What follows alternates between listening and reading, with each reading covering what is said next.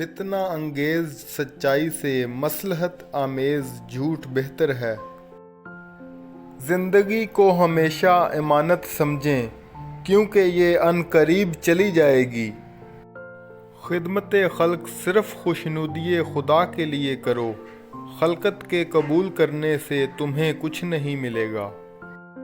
تیری داڑھی تیرے بعد پیدا ہوئی اور کالی سے سفید ہو گئی، مگر تو کالے کا کالا ہی ہے۔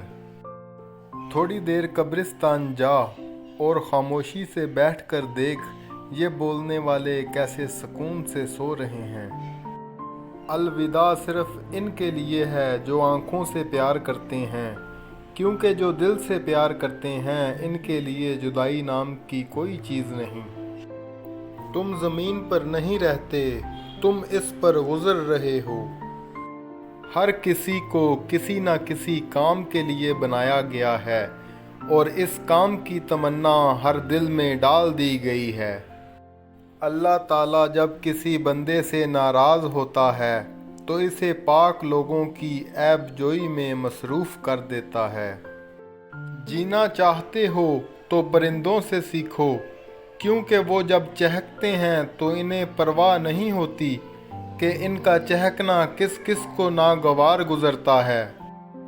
زندگی میں کبھی تم تنہائی محسوس کرو تو یاد رکھو خدا نے سب کو دور کر دیا تاکہ پیچھے صرف تم اور وہ رہ جائے۔ اگر تم قرآن کو آنکھوں سے دیکھو گے تو الفاظ نظر آئیں گے، دماغ سے دیکھو گے تو علم نظر آئے گا، دل سے دیکھو گے تو محبت نظر آئے گی، اور اگر اپنی روح سے دیکھو گے تو تمہیں خدا نظر آئے گا۔